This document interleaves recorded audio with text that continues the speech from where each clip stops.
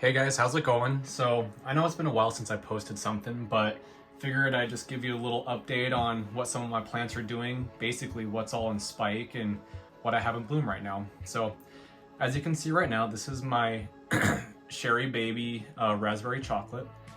This thing, it kind of stalled on me for a couple years. It didn't really do much of anything, but after I got into the new house and got my plant set up going, it kind of exploded with new growth.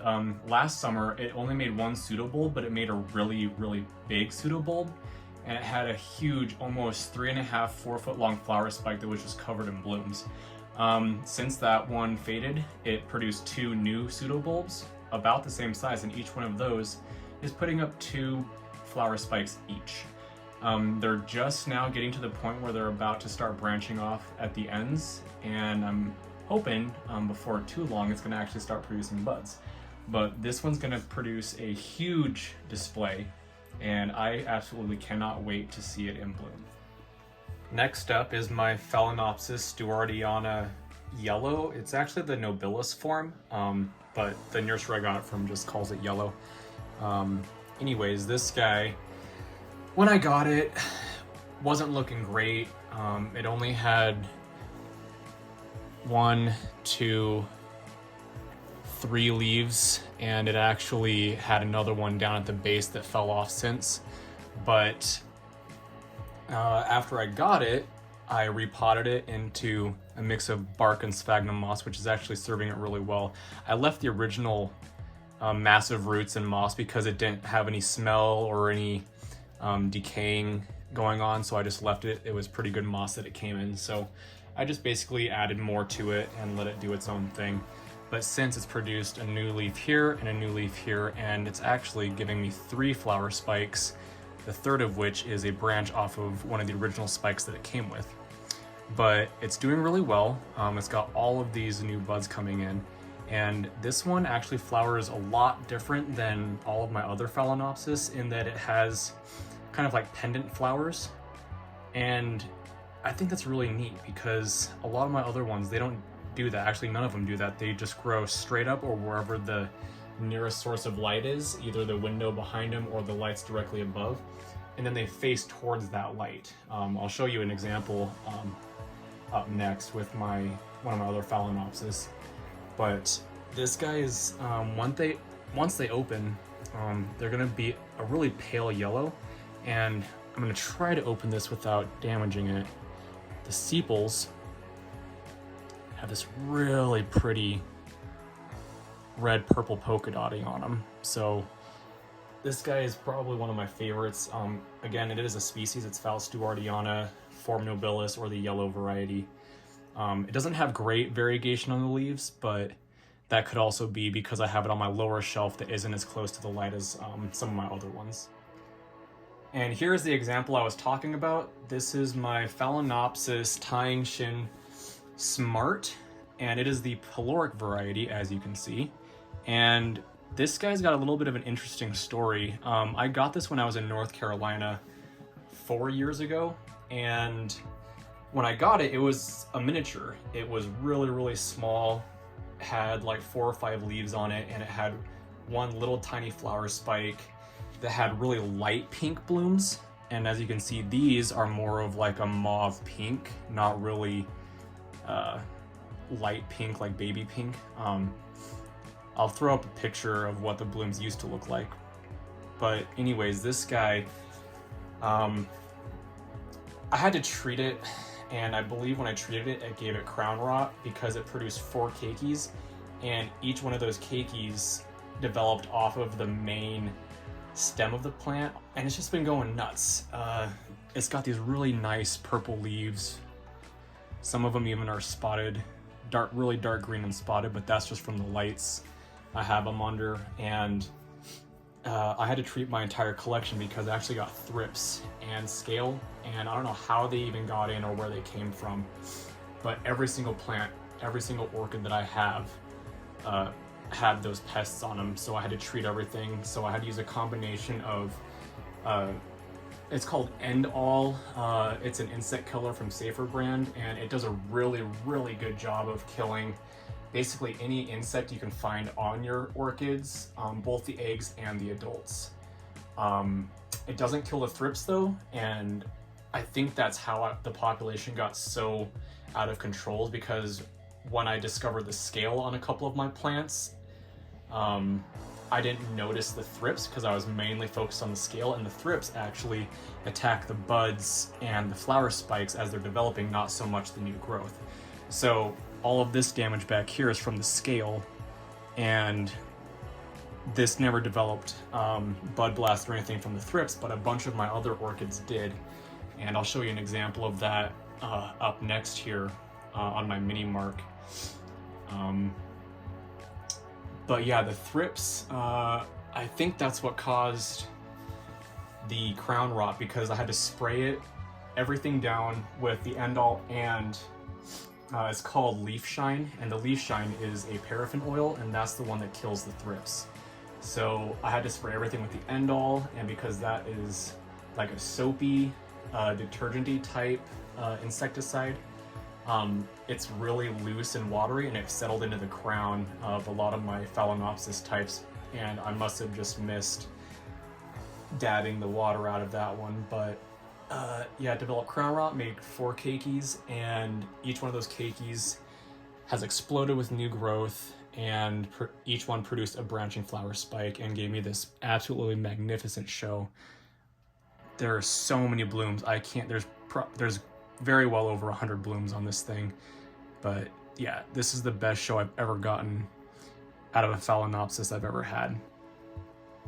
So here's my mini mark. I had to put this back into live sphagnum because when I had it in the dead sphagnum, it went downhill so fast. It lost almost all of its leaves. It went down to 2 leaves, and it had a teeny tiny little nubbin that I thought was a flower spike way down on the base of the plant, but it actually turned out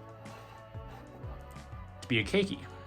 So I don't know if you can see this, but down inside there's a keiki right here, and this came off the base of the plant.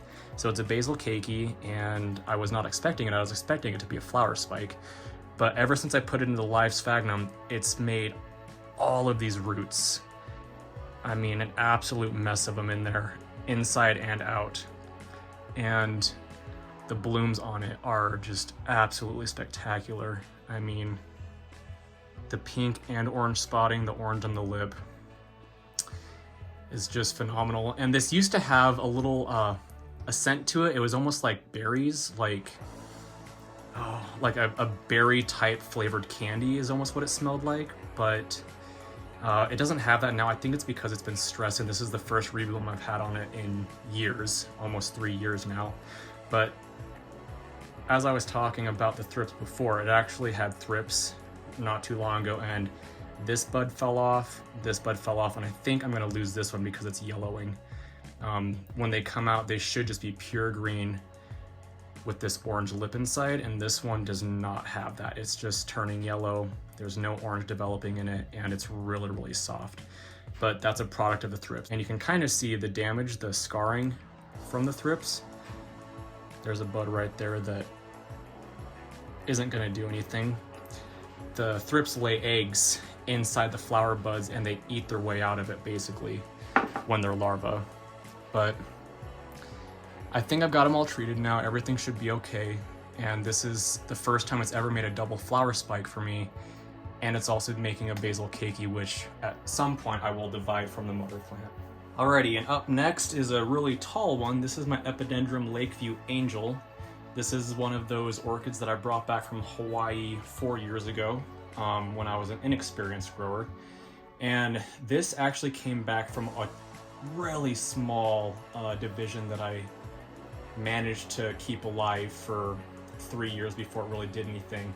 And I actually found that the best way to grow these is in really small pots and let them get totally root bound without repotting them or changing in the media, because they are reed stem epidendrums, meaning they're ground orchids. They like to grow in dirt, but they can also grow epiphytic if the conditions are favorable. But I just stuck to my typical moss and bark mix with these guys, and all I do is just let the moss become literally crispy. Like, I do not keep it wet. I don't want it to stay wet because if I keep the moss wet, they just grow vegetatively. They need to dry out. Sometimes I'll leave them dry for an entire week before I give them any kind of water. But I've noticed that when I do that, at a certain point, once they get to about this size, once they get this high, I stop watering them. They develop a terminal leaf, and then they start growing a flower spike. So this guy, I'll zoom in here. These blooms are absolutely gorgeous. This one's fading, this one's almost gone. But if you get these under intense bright grow lights, they're almost neon pink and yellow. Look at that lip. That lip is phenomenal. Yellow with all the pink spotting on it. All right, next up is my Dialalius snowflake, and this is the variety Northland. This is a, I don't want to say a rare cross to get, but it's really hard to find. And Paula over on Hillbilly Orchids, she actually gifted this to me last fall, and she gave it to me. It was a 3 or 4. It was one division, but it was already split in 2 different directions. So there was 2 pseudobulbs going 2 different directions. And since I've had it, each direction of growth made a new pseudobulb, and it developed a 3rd direction of growth with this guy right here. It's a little bit smaller, but it sent up these 2 at the same exact time, and then it made this one just a little bit later.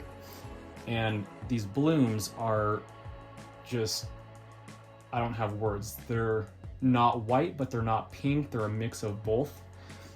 Just the color and shape alone is enough to make me happy. I mean, look at these guys. Absolutely gorgeous. And it came out with 3 spikes. 1, 2, 3. And it looks like each one of them is gonna have at least 7, maybe more blooms on them. But this one is one of the ones I've been waiting to bloom for months. I mean, like I said, I got this last fall. The 2 directions of growth each had an old spike on them, which means that Paula gave this to me already pre-blooming size, and ever since then it's just been growing and living its best life. All right, now this one's going to be a little bit harder to film because it is so small, but this is my Phalaenopsis equestris 3-lip, or 996. I'm not sure why it's called that strain, but it's doing well. I ordered this again last fall right before winter. It hasn't been putting out the biggest leaves, as you can see. I didn't repot it just because it was in really good moss, and it was just kind of a really busy time last fall, and I just basically left it in here in a little Tupperware container and just filled up the Tupperware container and left it for weeks on end without really messing with it. But now that spring is coming along and it's starting to grow more, I will repot it, and I have another one I need to do that too also. But it's got an old flower spike on it, which actually developed after I got it, and it's just been blooming nonstop. Every single one of these has had a flower on it, so this just blooms constantly. I don't think this thing is ever not in bloom, and on top of that, it's developing another flower spike down here. So this guy's doing really well. I've always wanted a true 3-lip Peloric equestris, and I finally got one.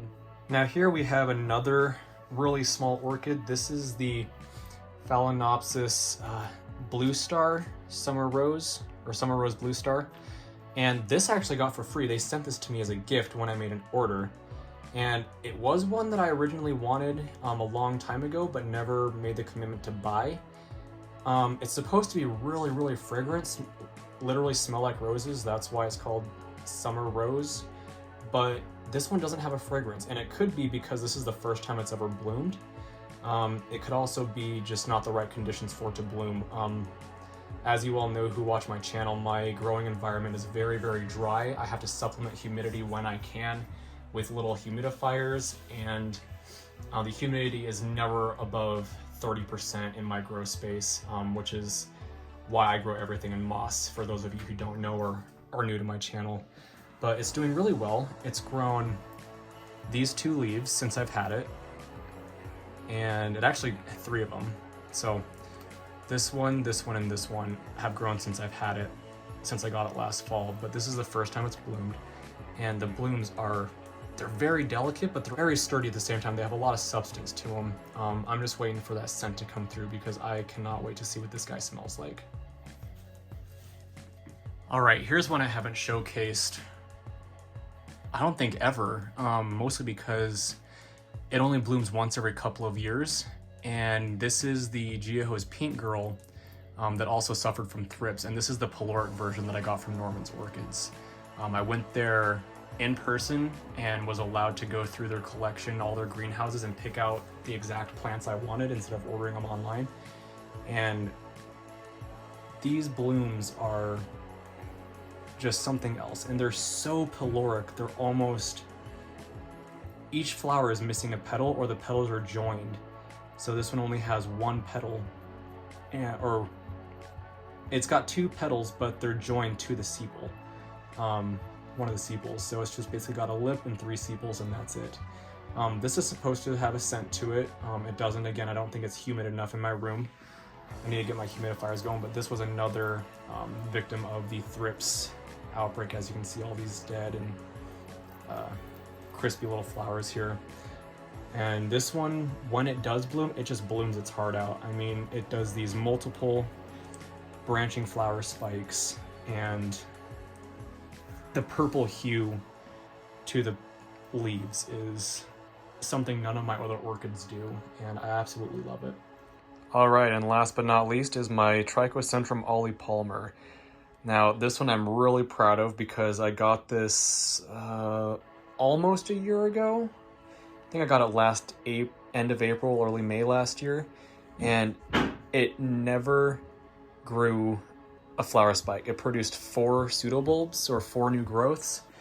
It came with this one, and this one. It came with those 3, and then it grew this growth, this growth, this growth, this growth, which has 2 leaves on it, and then this really big healthy growth. And every single time this would produce a new growth, I was like, all right, it's gonna bloom, because it was a division. It was mounted on a plaque, a wooden plaque, and as you can see down here, that's an old flower spike. Every growth, can't see that one, but there's an old flower spike there, and back here, if I can find it. I must have clipped them off, but every growth on this had an old flower spike when I got it. So it was a blooming size division, but apparently it didn't like being on the mount, because in sequence of growths, it went, this is the oldest growth, the next one, and then this is the one it had produced right before it was sent to me. Now, as far as I know, these types of orchids like a lot of moisture, so I immediately took it off the mount, put it in the live sphagnum moss, which I have a video on, and it just produced all these new growths, but never a flower spike. And finally, this winter, it made this one huge leaf, all this nice red polka dotting on it, and a really, really tall flower spike. I mean, get an idea of how big it is. That's probably about 3 foot tall, I'd say. It's over 2.5 feet, I know that for sure. But just look at these blooms. They are absolutely gorgeous. This doesn't have a scent to it. I heard they do, but it hasn't developed it yet. So, I mean, obviously this is the first time it's bloomed since I've had it, and the first time it's probably bloomed in 1 or 2 years. But I've heard it does have a slight fragrance, so I'm hoping I can get it to do that in future flowerings, but who knows, we'll see. This is the last orchid I have to show you guys before I show you the plants I got from Hawaii. All right, now for the grand finale, I just wanted to show you guys this. These are the orchids I brought back with me from Hawaii. Well, I shouldn't say brought back, that I had shipped back to my house from Hawaii when I visited Kawamoto Orchids. I was gonna film, but it was really rainy the whole time, and I didn't want to risk damaging any of my equipment or anything. But I just wanted you guys to see what I got when I was over there. Now these two right here are the same plant. This is the Oscanopsis Irene Dobkin Elmhurst, and I have been wanting these for years. Ever since I started growing orchids, I have been wanting to grow these guys, and they were only seedling available from various orchid nurseries, I think 3 or 4 years ago. But ever since then, they've been off the market. I've never seen one since. And I knew that Kawamoto orchids, they were one of the big producers of the seedling strains. So when I went there, that's the first place I went to, was their one greenhouse that they do all their seedlings in, and they actually still had about 15 of these left. This was the biggest, healthiest one that they had, and it was growing, they were both growing in really big, chunky bark. It looked like Orchiata bark. But this one was also one of the healthier ones that was in with all the other seedlings. So I figured, well, I'll grow the biggest, healthiest one that's thriving in the same, not the same, but I'll put it back in bark media, but just a different kind of bark. And I'll try the other one in one of my self-watering systems with moss and bark, just to see if there's any difference. That way I can double my chances on what the best grow method is for these, because I've heard they can be really, really finicky, and if you don't grow them the way they want to be grown, they'll just die. So I'm keeping this one in a clay pot and bark. These were both planted in little net baskets with really big, chunky bark, and they're both doing okay. They're both surviving, but I don't think it was their favored grow method. But again, these came from Hawaii. It's 90% humidity all the time, and there's always constant rain up where that nursery is. So even though they were growing on really big, chunky bark, they always had access to water. So I figured, well, if I can stimulate that in this clay pot and bark method, maybe this will be the best way to grow them. If not, if they prefer a little bit more moisture, I'll put one in the self-watering, which is what I did there. But moving on, this is an epidendrum, and this is a species I found. Epidendrum, oh goodness, Ibagwensi, I don't even know how to pronounce that. But this was the only one that I found in a mass of epidendrums that was that color and that particular species, so I had to grab it. Back here is another species. This is Dendrobium. Full focus. Strebloceras. And this is an orange variety. I'll put a picture up of the mother plant. But this is a division off of a mounted Dendrobium that was actually in bloom. The flowers are really small, but they make these dainty, delicate flower spikes with orange flowers on them. They're have really curly petals on them, and I thought that was really neat. And then this one is my pride and joy. This is, I don't know if any of you know, but I used to have a Collathron bicornutum in my collection that Les gave me, the original owner of Kawamoto, who has since passed. And the one that he gave me, it was just one little keiki that came off of the mother plant, and it did okay for a couple of years, but it just slowly withered off and died, and I was never able to find one since. I did find one that was just from a different seller here on the mainland that it was an okay plant. It wasn't in the best condition. It was a division off of another plant that they had. It produced a suitable for me. It did flower, but it had oddly colored blooms. They weren't the pure white that are typically found with the Collathron, at least the bicornutum species. And it wasn't doing well for me. Each growth it made just got smaller and smaller and smaller until it basically just stopped growing for me. So when I was over there, that's the first place I went, was to their specimen plant, and found these guys. This was a division off of their big display plant, their mother plant, and it was actually in the very, very back of their nursery. I think they just keep it there so people aren't tempted to basically just rip pieces off of it, but it was in a huge hanging basket. Every single suitable that had was in bloom.